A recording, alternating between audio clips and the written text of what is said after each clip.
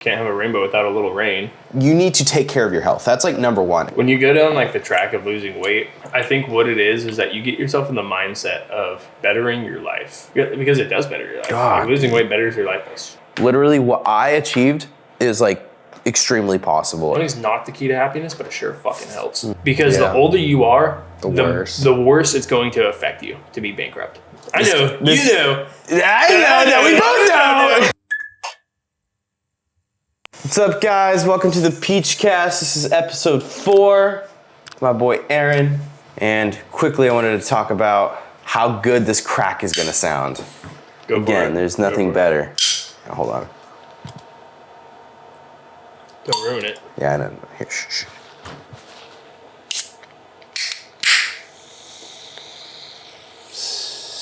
Rough start. Nice pop at the end. I like the bubble sound. We're gonna start rating them. We're gonna like. I give it a 6.5. 6.5. That's exactly what I was thinking. 6.5. Yeah, I've heard better. Oh man, a 10. Worse.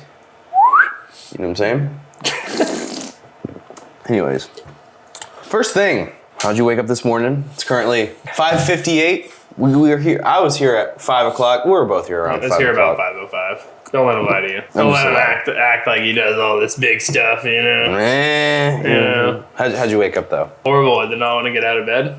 Kept hitting snooze. Got up on my very last alarm. I woke up to my fiance snoring. Can I give you like an example of how it was? Oh, like...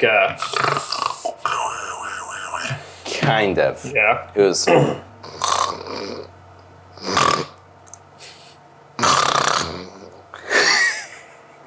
Sum it up. Yeah. You sleep good with that? No! It's terrible. Have you tried like sticking a pillow under her neck? No, nothing helps because she just moves all the time. So it's just like if I do put something there, it just doesn't sleep work. in separate beds. It's easy as that. It just calls for a bad like marriage. Easy. I don't know plenty of people that sleep in separate beds. They seem extremely unhappy. All right. Okay, let's go. Why are we here?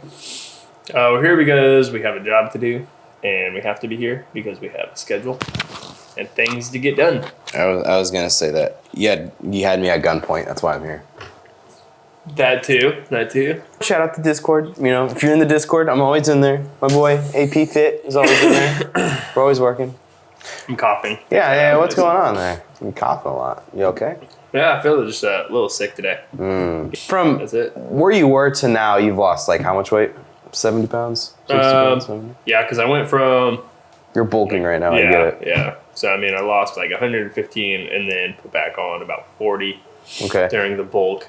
Peak bulk was like 255, 260. What I found that's pretty interesting is getting sick less when you're not as overweight. Do you feel that same thing, or do you feel like, no, pretty much the same?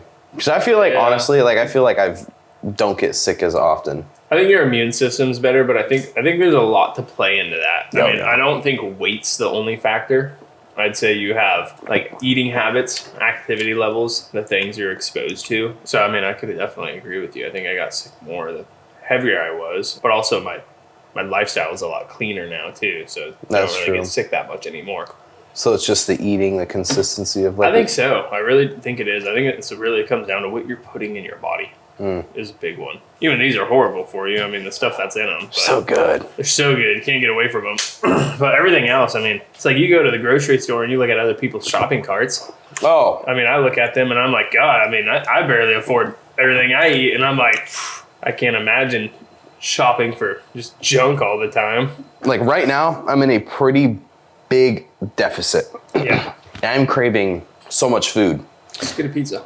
Oh my. If I had like a genie and I got 3 little rubs, from the little genie bottle, one of them would be like, can I get like a full box of pizza without it like affecting my calorie? Like, you know what I'm saying? Just like, can I have a scotch-free, there's no calories involved in this pizza box? Like, give me a full box of pizza. It's a waste of power right there. I would just say, make it so I can eat anything I ever want and I never gain weight. Then I feel like your palate just loses that because, like, think about it. Like, you appreciate food so much more when you're in a deficit of calories because Yeah, I would absolutely agree with you, because you're not giving into that temptation. You're not always having the great things, but that's life right there. I mean, you can't always have everything you want when you want it, because that just becomes normal. Yeah, which, oh man, that could cause some depression. I was like, the saying I love is, can't have a rainbow without a little rain. You know, every day, if every day was always good, that would become your new standard. So if you're always eating like really good food, that's your new standard, and you have no appreciation for that really good food anymore after like a good while. That's funny. This entrepreneur, Ty Lopez, he owns obviously multiple houses. He's like a entrepreneur, very, very rich man. You know, he lives in Miami, and then he lives in the Amish, like with an Amish family. So it's like he goes from this to that so that he could always kind of have something to look forward back. It's not just oversaturated with just being rich all the time, just living within your means. You know, I think you bring up a really good point. I forgot who it was. Is it Bill Gates? I don't know if it's Bill Gates. That still lives in like a small townhouse. It's someone extremely rich, within the top 10 people of the world, that still live in a small house. Elon. He sold everything. Yeah, but he used to, because he got tired of it, because he had all of it. It's just like, there's something with just having goals and not just really caring. Because like, think about it. You buy a home, you buy all these things to settle down and to kind of like, I don't know. That's my perspective. Well, and I totally get that, especially with like my house. Because I'm like, cool, I want to buy a nicer house. And I'm like, I have the money to buy a nicer house. And I'm like, I want a nicer car. I have the money to buy a nicer car. I think part of it is also pushing yourself forward.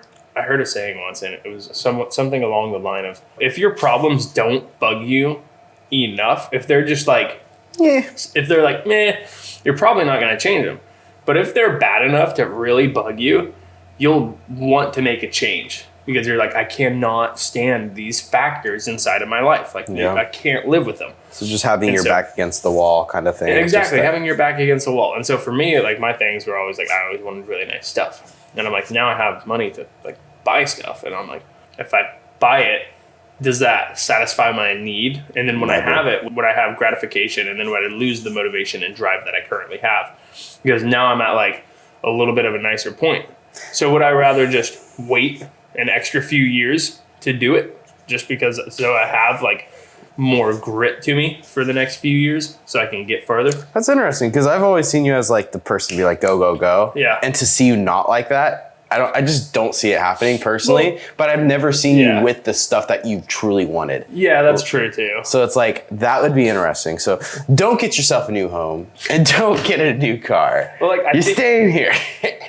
I definitely think that I would still be go, go, go, but in different aspects. I mean, like, I'm go, go, go all day long, but there's a difference between go, go, go for 8 hours versus go, go, go for 16 hours. With that thought, dude, because I was go, go, go all week. I'm like working on PeachFit, working Discord. You know how it is. And just like, we're doing so many things. And I'm like, okay, me and my fiance were like, okay, Sunday, we're just chilling all day. Like, it's us day. Let's just chill, right?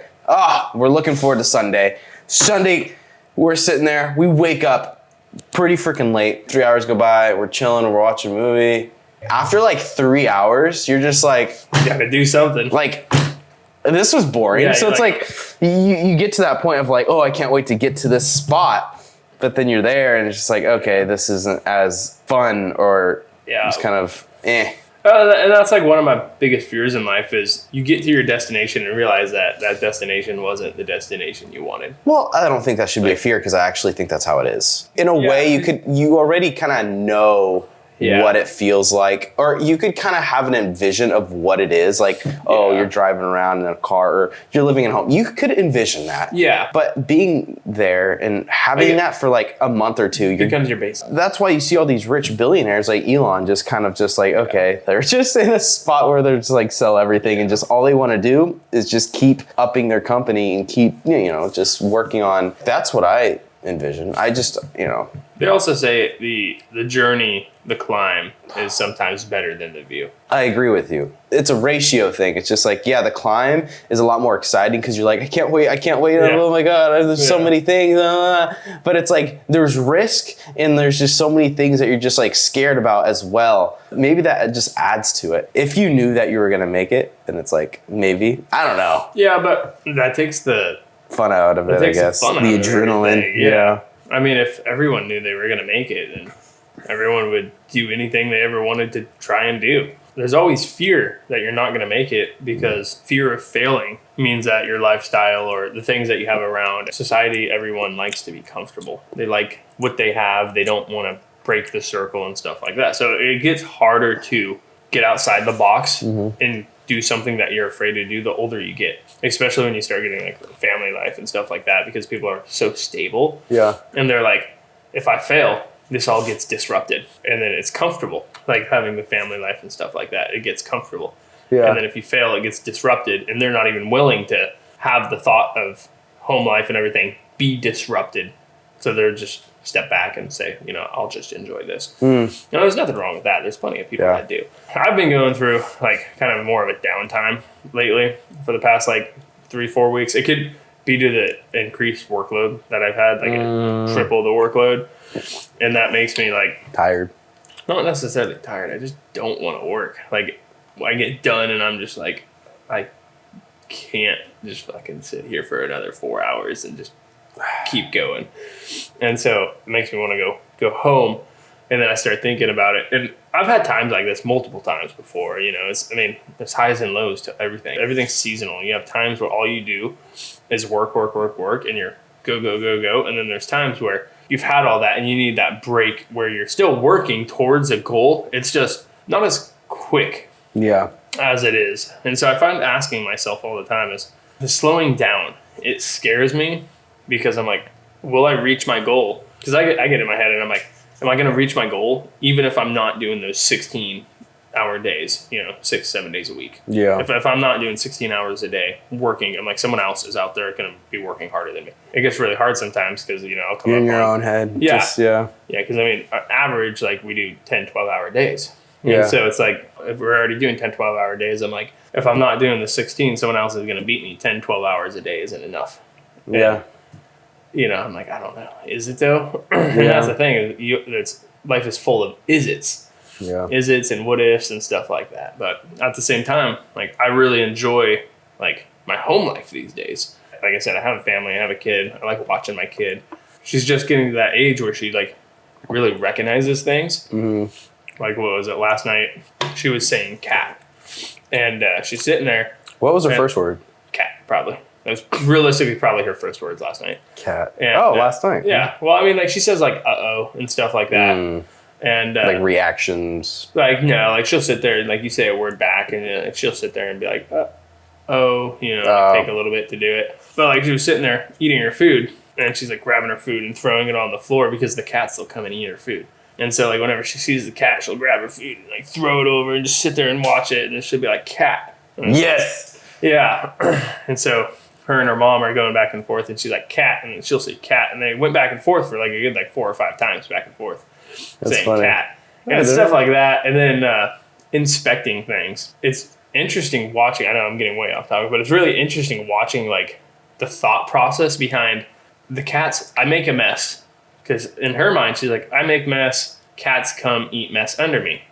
If I purposely make mess, I feed cats. And so now she's purposely throwing her food on the ground to watch the cats eat it for her own entertainment. And it's so interesting watching that flip on a switch. And it's a matter of days because it's like the first time she ever did that because she's always messy in general. Yeah. But now she's like purposely watching the cat. She'll turn back to her food, grab her food, hold it over, and drop it down just to watch the cat. Yeah. And I'm like, man. But watching things like that and the evolution process of that stuff, you definitely miss a lot. And so part of me is like, I want to be home for moments like that. But at the same time, I go back to, if I'm home for moments like that, am I going to achieve my other goal? And then it makes you think, what's more worth it? Like watching stuff like this or your goal? And then it makes you think about, can I still reach my goal with the 10 to 12 hour days, but would I just get there slower, but I'm still going to reach the goal? So it's kind of finding the trade-off of time and the balance of things and kind of where stuff is at and kind of what's worth it, what's not worth it, stuff like that. Time and energy. Yeah. Time and energy. Wow. Solid. If you die tomorrow, would you be happy on where you're at? Yes and no. Yes. Explain. No. That's a good question. I would be. I want to say happy, because I think of happy as like life's awesome and sunshine and rainbows and stuff like that. I'm a content person. Like I'm satisfied with where I'm at in life and where I'm heading in life. I wouldn't have reached all of my goals in life if I died tomorrow. So I'm missing a lot of things. But, you know, I do believe in fate. I do believe in destiny. And I do believe that you have multiple of them and you put yourself in specific situations that can alter that.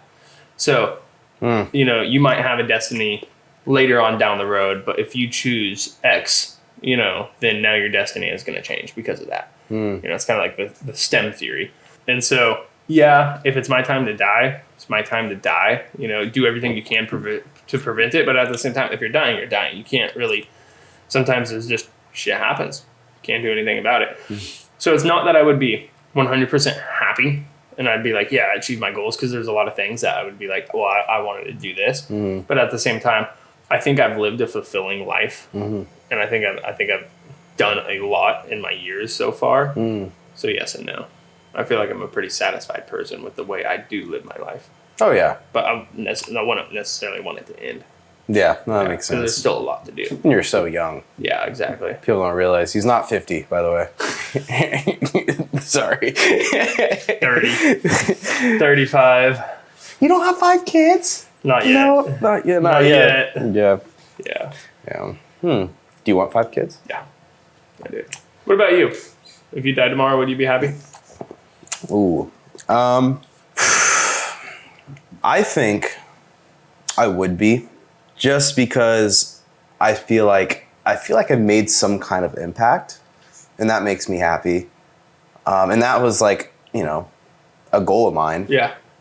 Is just like helping as many people as I can out. I think that's something to be happy about, and just, yeah. I don't think people will remember me after like 20 years or 10, not even 10 years, not even 2 years, but it's like, honest to God, if I could help like 10 people out, like actually help them out, that makes me happy. Like that really makes me happy. And it's not like some crazy goal or like I want like the super nice mansion or like nothing like that. It's just like simply helping somebody out achieve something that they weren't able to achieve before. That makes me happy. And dying with that, I'm okay with. Believe it or not. But of course, like you said, there's a lot of other things that I would like to achieve. And it's like, you know, I would like to see where that goes. Would it be sad? Yeah. But I think I would be like, you know what? I'm pretty happy. If I do die, this guy's going to be taking care of the content. This guy will be the guy. So he's going to be doing everything. Have fun with that. You're just kidding.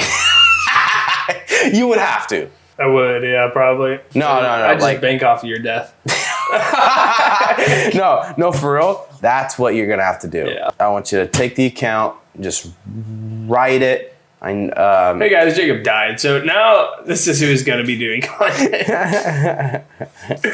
So we're switching it up. We're moving into finance these days. Oh man, yeah. I mean, shit. Yeah. Whatever helps people, I guess. But right. Because eventually, what I would like for everything to be, because like right now, it's like we're at with, you know, everything with like PeachFit and just in general, it's weight loss. Yeah. And I am a true believer in just like, you need to take care of your health. That's like number one. Be the best of like who you could be when it comes to health, and then switch to finance, and then, you know, all these other things, and work on like your everything, right? First, you got to work on your health. So that's what we're really working on here. But yeah, switching into finance. Like I would love, me and him could talk about crypto for good while. Yeah. Like this podcast would be going on. Talk about finance forever. Finance in general. Like we could go on and on and on. And like I've gained a ton of knowledge through the process of losing weight. Is like when I really like started soaking in so much information, is because I actually started caring about other things and wanted to learn more. And the first step to being successful is being the best version of you when it comes down to your health. Well, just obviously in general, but take care of your health, and then from there, everything will just like kind of come naturally. If it wasn't for me losing weight, like I would still be playing games for 8 hours a day. Nothing much would have come about. But take care of your health, and then, oh man, I would love to start doing like financing. Maybe that's more of your thing. That is my thing. I would love to do finance. Like I know a little bit, but that's due to you. But like you mentioned something talking about like losing weight, and then When you go down like the track of losing weight, I think what it is that you get yourself in the mindset of bettering your life, because it does better your life. Like losing weight betters your life by so much, night and day difference. And I think when you get yourself in the thought process of bettering your life, you look at other avenues and other aspects in your life. Yeah. And you say to yourself, well, if I can better it here, well, I can definitely better it over here by doing something else. And you will want to. And that's the thing, is it gives you motivation to do and explore other options inside of life. Dude, it's just freaking crazy, because I remember like 3 years ago, I was 315 pounds. I'm just like, the goal seems so impossible. Unrealistic. Like, it just, I don't know. It just seems so unrealistic weighing what I weigh now. Just like, it's not in the cards for me. Like, I'm just supposed to, this is who I am. You try every diet and you give up and you're just like, well, I guess I'm just someone that can't lose weight. Yeah, and it's just, dude, and it's just like, if you really lock in, literally what I achieved is like extremely possible. Yeah. And that's the thing I'm really trying to get to people too, is like, you don't need any kind of PEDs. You don't need anything. Yeah. All you need is just a strong mindset and just blindfolders on and achieve weight loss. Like, it's so possible. And like, oh man, it almost like, out of everyone, you've been the person to see my whole process. Mm-hmm. What have you seen with me mentally change the most out of who I was to now? Oh, you were a fucking kid. By far. Yeah. I mean, I think just every aspect really changed. It's very interesting because we are younger. Yeah. And I don't know when people typically transition from that younger mentality to an older mentality. It's like holding conversations with people in their 40s and 50s, like in 60s on up, like people with retirement accounts and they're investing. And like, it's easy to hold conversation with people that have done more and have acquired more than it is holding conversations with people my age. Mm-hmm. Like, I can't have a conversation with someone my age. We have nothing in common. Yeah. It's really hard to, I don't mean like back and forth conversate, like normal communication, but I mean an actual methodical conversation. Mm-hmm. So hard to have. Yeah. And at some point, because they always say like after, like when you hit 30 or whatever, it's kind of like when you do that switch. Mm-hmm. So you kind of grew up really, really fast in a quick time frame. Yeah. And you went from thinking about, video games and music and fucking off and, all this other stuff. Yeah. And to, I want to achieve something in my life. Like, I'm sitting here wasting life when I could actually go out and do something with it. Really transitioned from that. And then that changed you into like finance. You're like, well, to do that, I need to get into finance. It all kind of like it all circles around. And then you're like, well, like, I want a family, you know? And you're like, well, I need a house. So then you're like, save for a house. You start a goal there. You're like, save for a house. You're like, I want to retire like younger. Start a goal there. Start saving for a younger retirement or retirement in general. You start doing stocks, ETFs, crypto, whatever it might be, REITs. So you start a goal and then you're like, you know what? I'm getting in shape. I want to take this really extreme and go with it. So you start a goal there. But it doesn't happen overnight. No. It's a whole process to be like, here you are today. And in another 3 years, you'll be someone totally different. Yeah. Completely. I've talked about it before. The change, I feel like, happens so quick, and just like the things I wanted, I don't want anymore. Like the goals I had 3 years ago are just like non-existent compared to the goals I have now. It's just like, it's almost kind of scary. Just like, the friends I used to hang out with, just everything. It's just like, I'm not the same person. I can't be friends with the person I was before. And it's so interesting to say that, just because it's like, that was me. But it's like, it was me, but a shadow of who I am now. Yeah. And that's like the thing with weight loss, is just like, you're just a shadow of who you actually are. And one thing I want to say, you mentioned something about the whole friends and the shadow thing, is when you see people that you used to know when you were the shadow, it's like they expect you to still be the shadow. Oh my God, that actually hit, dude. They really do. It's like they expect you to be the same person you were when they knew you. And like people you haven't seen in years, they're the same person now. And it's really interesting because I always feel like I am so far behind everyone else my age. I feel like I'm doing terrible in life. Like, definitely a personal issue. For sure. I always feel like I'm just so far behind, like financially. I just feel like I'm broke compared to everyone, because, realistically, we see everyone around our age just blowing money left and right, buying trucks, doing upgrades, buying side-by-sides, snowmobiles, going on trips, vacations, all this stuff. Like, I take one really nice trip a year, and that's about it. I just see all this and I'm like, God, I'm like, how do you afford this and invest? How do you afford this and save for a house, you know? They're not, like, bro. Like, they have no plan B. Yeah, there's no plan B. They're just blowing everything. They are. And that's what I realized because I did that once. And like 2 years ago, I was like, oh my God, like how's everyone affording this? I'm like, God, I mean, I'm like so far behind everyone. I can't afford this. Yeah. I'm like, you have to be making $150,000, $200,000 a year with that lifestyle. Are you like head executive or something? Wait. I came to realize that people don't save for houses. No, people don't have investment accounts. That actually got me too. Thinking you're so far behind. Like, look at everyone else. Because you got to think about it. Social media. Yeah. No one's simply going to post like, oh man, you know, I'm broke. Right. Man, my tire popped and I don't have money to go and get a spare tire. You know, it's one of those things where it's like no one's going to post that, but they're going to post a photo of them in Bora Bora. Right. So it's one of those things where it's like you're going to only see the best things on social media. So don't always look at that. And I'm guilty of it too. I don't post my daily life. Like I don't post when I go home at the end of the day, like totally defeated. And I like walk through the door and I'm just like, I just want to go to bed so this day can end. Yeah. You know, you don't talk about those days. You don't post about them. Mm-hmm. And then social media, all they do is post the best of the best. And I'm guilty of it too. Like I post my trips. Like if I do post on social media, typically it's like whenever I go somewhere, I go and do. I think the last time I posted on social media was when I went to Hawaii. Yeah. That was over 2 years ago. Yeah. I mean, and leading up to my point though is like, I'm not going to say a name, but there was this one guy. He's always going on trips and he's just like, he has a decent looking car. He's always going on trips. And I finally saw him and I had a conversation with him. I'm like, dude, like in a funny way, I didn't want to like be serious about it, like pocket watching, but I'm like, dude, how are you able to have all this stuff? Go and buy a house, you know? And he's like, oh, I literally get my check and I go and spend it. And he was honest. I'm like, oh, okay, well that makes me feel a lot better.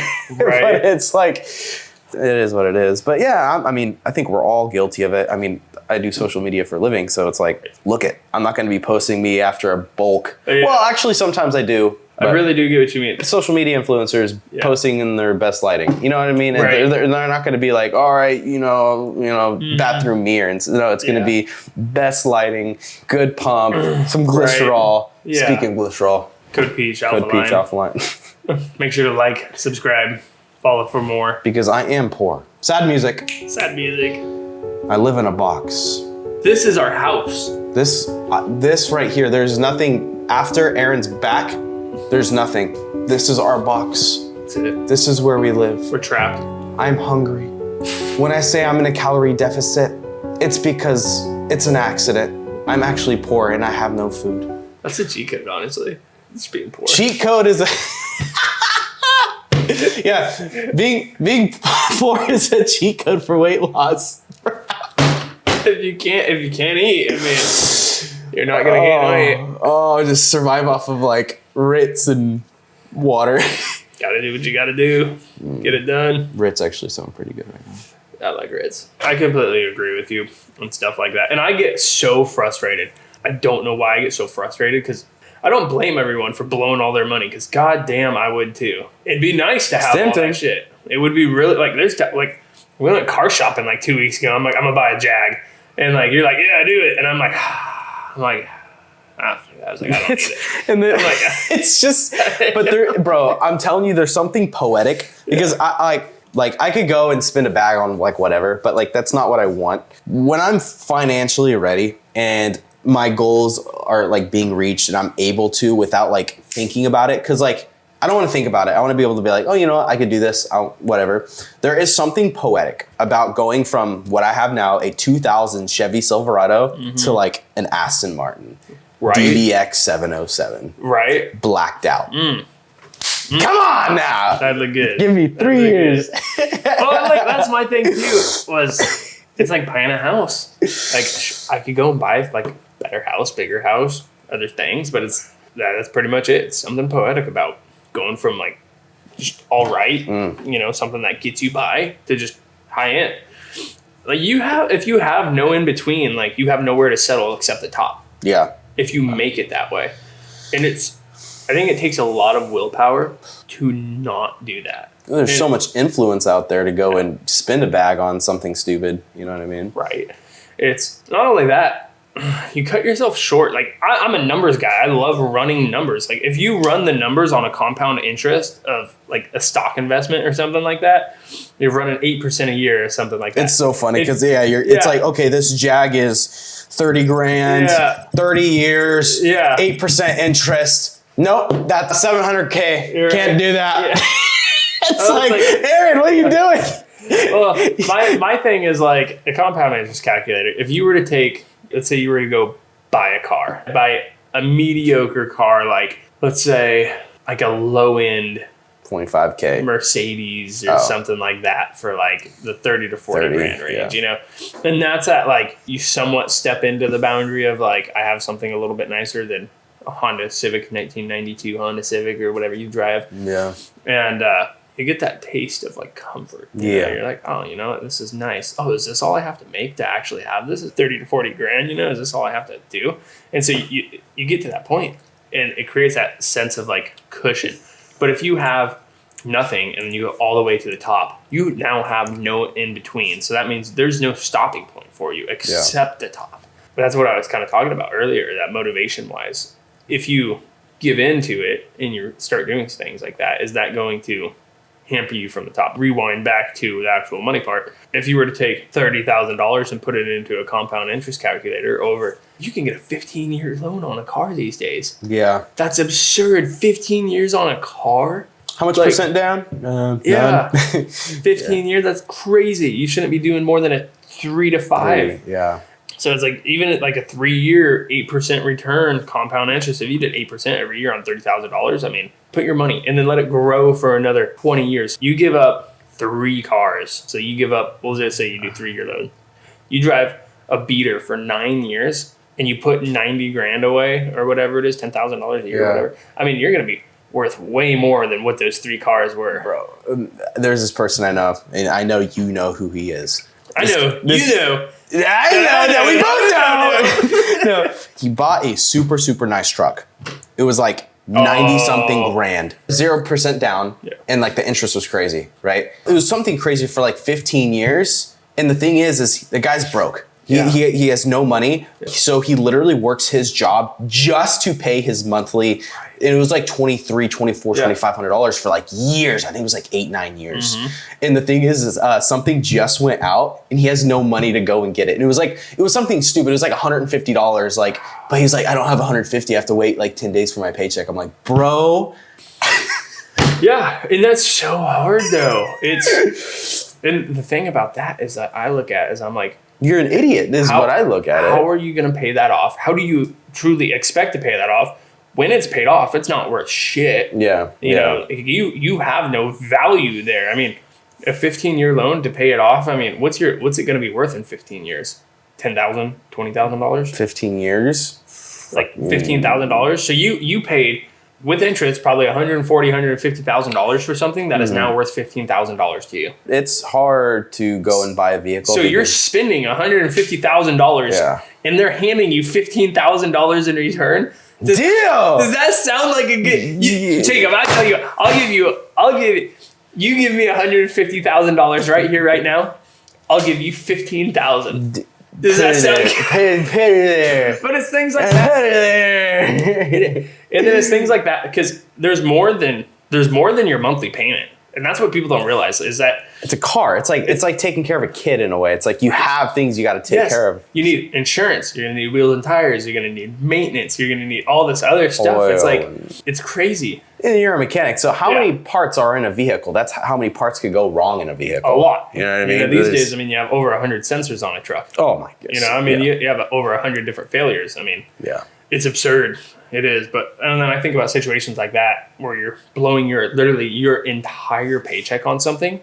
Well, how do you have fun? How do you travel? That is his fun. How are you going to go and buy a house? Yeah. How do you expect to have a family when you can't even provide for a family? I couldn't even think about it, yeah. And then I look at things like that and it's like, you know, let's get into women real quick. Like, depending on what kind of women you would like in your life, you know, for me, like I always wanted someone like strong, independent, that's going to have your back, like no matter what, that like, so like I go home, takes off my boots for me, you know, cause I'm so tired. I worked all day, she'll unlace my boots. I go home, I have dinner ready, brings me lunch, like literally makes me lunch all the time. Anything I want and need, like it's there, whether I ask for it or I don't. And just going above and beyond to be in each other's lives. That was kind of what I wanted out of my relationship. And then it's like, you can't expect to find, like, unless you're willing to be the same amount of person and give the same amount back in a specific way. It's like, how do you expect to receive that? Yeah. So it's like, you can't have a 100% when you're a 12%, 15% person. You know, it doesn't work out like that. And that's why specific people are with specific people, and then other people are with other people. Yeah, the simplest way is talking about like men and women, and especially relationships. The traditional marriage is that you want a man that's going to provide for you. Okay. How are you providing? You work all week long, all month long, whatever it is, just to pay for one object. What do you bring to the table? In society, in relationships, what are you doing to actually attract a partner? Yeah. You see super fit women. You see super smart women, people that have really good jobs, women that are able to handle and juggle a lot of things, people that like women that actually have ambition are looking for men better than them. Yeah. So yeah, men typically marry a little bit down, a little bit less than where they are in life. But that's not how they think about it. No, that's not how they think about it. But that's reality, and it's been like that forever. I mean, think about a caveman back in the day. The strongest caveman, the best hunter, you know, always had the best women. Yeah. Because they provide. If you want a relationship and you want kids and you want a family and things like that, you need to look at, how am I going to be able to provide? And now the problem with something similar like that is, you go and sell the truck right now, you go and sell that object, they're not going to give you what you paid for it. So you're still going to... And then when it leaves the lot, 15% depreciation, like right off the bat or something like that. That's crazy. Like I think it's 5 to 15. But that's the thing, is now it's like, how are you going to get out of that? So let's say you try to fix that situation where you're paying that much for it. How do you get out of that? You just took on a 15-year contract with the bank. So you go and sell that truck and you're like, here, like I'm selling you this truck. You're still going to owe $30,000. You have to pay. Yeah. And the only way is to do like bankruptcy, is to get out of that debt. Oh, and the thing with bankruptcy is that you realistically, if you're going to fuck up and you need to declare bankruptcy, do it young, because the older you are, the worse it's going to affect you to be bankrupt. Because it stays on your record for 10 years. And I mean, the older you get, usually the more things you have. Exactly. If you're young, you probably don't have much. You probably don't have a home. Oh, depending on how old you are. You know, if you're like 18, you still live with your parents and whatever. It's like, okay, that's fine. I know people that are like 30 that live with their parents. I know someone that's 32. Yeah. But it's fine. Hey, no judgment. No judgment. Ever so slightly. I'm joking. Everybody's different. They might have, you know. Yeah. I mean, if you think about it, where we live, Indians, they live with each other. You know, you get like a house of like 20 people. And it's a huge home, you know, and they're saving money though. There's, oh my gosh. And my father was talking about that. Just how smart it actually is. Yeah. You know, because the father steps down and the son actually starts working, you know, because the dad retires. So it's kind of big cycle, you know. The dad takes care of the kid, the baby, you know, wiping butts or whatever. And soon that kid's going to be wiping that dad's butt. Yep, exactly. You know, it's just a big circle. It's a cycle. Everyone helps out. Yeah. So it's but you save a crap ton of money, and you see those people. Yeah. What cars they drive. Yeah. Nice cars. Because they can afford it. But they do everything right. So it's like, you know. Yeah, and that's the biggest thing, especially in life, is money is huge. Like, everyone's like, money's not the key to happiness. Money's not the key to happiness, but it sure fucking helps. Having hot water versus having piss cold water because you can't pay your fucking propane bill, your gas bill, makes a little bit of a difference. Yeah. You know?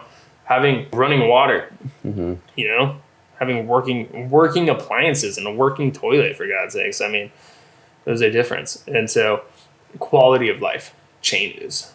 And it's up to you as an individual to find out where that quality of life meets the threshold of like stress and level of input versus the quality of life you're happy with. If you stick with nothing, then you're forced to always be working. You're forced to have that motivation. Or you could just be homeless. I've came across some very happy homeless people. And oh man, that's a whole different topic.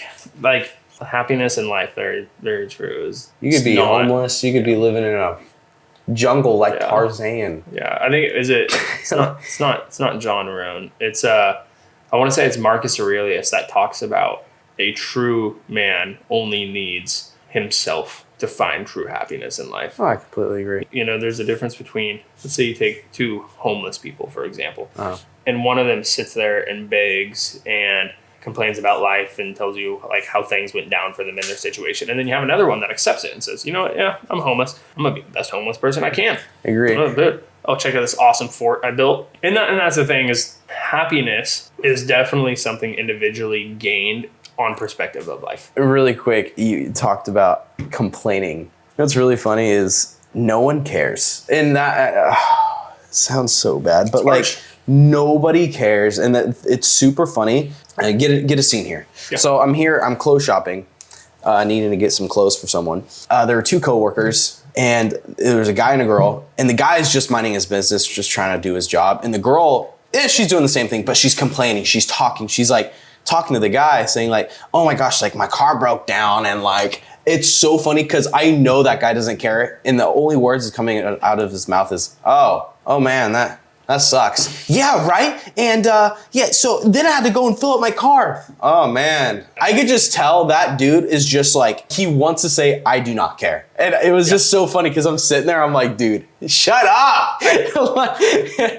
I think you know what I'm saying. Yeah, I do. I really do. And talking about no one cares is, you can complain all you want, but no one's going to bed saying, man, how can I help you out tomorrow? Yeah. How, all those problems you told me, I really want to take my time and put my problems aside and fix yours for you. Everybody has problems. So everyone has problems. Everyone has something in life to complain about. Yeah. I'll start not necessarily complaining. I'll just start talking about like work and stuff like that. Yeah. And to me, it feels like complaining sometimes. And I'm like, whoa, am I complaining right now? There's a fine line between complaining and venting. Yeah, exactly. There really, really is. Very, very similar. Venting to who? Like I vented you plenty of times. Yeah. You vent to me plenty of times. And sometimes that's what you need. So one thing, for example, is you're talking to the gas station guy, telling him how bad your life is. You're talking to the convenience store runner, the clerk, and you're just how life's not fair. Oh man, life's not fair. Like I'm stuck at this job. Like nothing's going right. Like something like that. You're complaining is always doing it too. Is because I find that complaining is something that you do on a daily basis. Versus when you're venting, it typically comes from a place where you've kept all like you deal with complaints. You have problems and you deal with them. And you just kind of shove them down and you're like, okay, like how do I fix this? And you work on fixing them. And then months later, weeks later, however long it takes, then you find someone that your companion person that you're trusting, whether it be like a best friend or even your partner, and you're just venting to them about the things that are going on in life. It's not a daily thing. If you come home and you bring home negativity on a daily basis and you come home and I had a horrible day. Yeah. My day was terrible, this and that. And I hate that this happened and this is always going on and this person always does this. And then you're always talking about like the things you hate.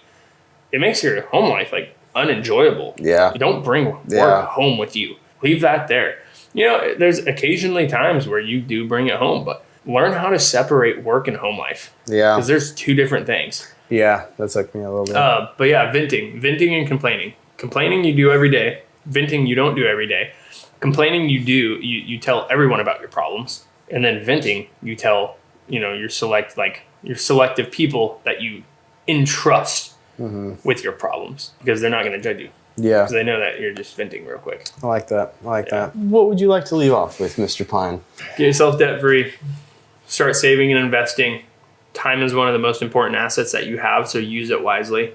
Set out to achieve your goals. That's about it. I think that's it. I mean, you got nothing to lose. I mean. If anything, you can just restart at any point in life. Hell, you can move countries and change your name and change everything about who you are. Change your gender. No one knows who you are. We have Alpha-Line products. We got pre-workout, the burn, help you lose weight, the extreme to give you that pump. There's also a pump one. They got great pump pills. Protein's awesome. Anabolic cereal, not my favorite. but it's okay. I mean, let's be honest. I gave my cousin some. That's his favorite. He swears by it. Wow. I'm not a fan of it either. Too sweet. But if you have a sweet tooth, this one's the one. Or anabolic collision's a really good one. Cookie collision's really good. Yeah, cookie collision's PB and Gains, Cocoa Buffs, cinnamon swole. Cinnamon swole is really good. Yeah, it's like cinnamon. Anyways, PeachFit. If you need help losing weight and you're looking to get in better mindset, whether it be like in life, ideals, anything there, and you want to get yourself in shape at the same time, PeachFit, PeachFitWellness.com.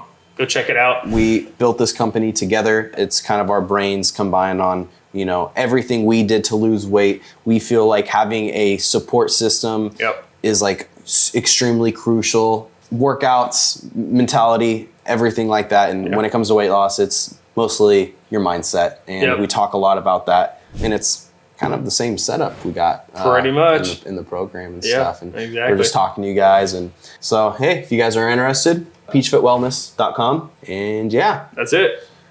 Deuces.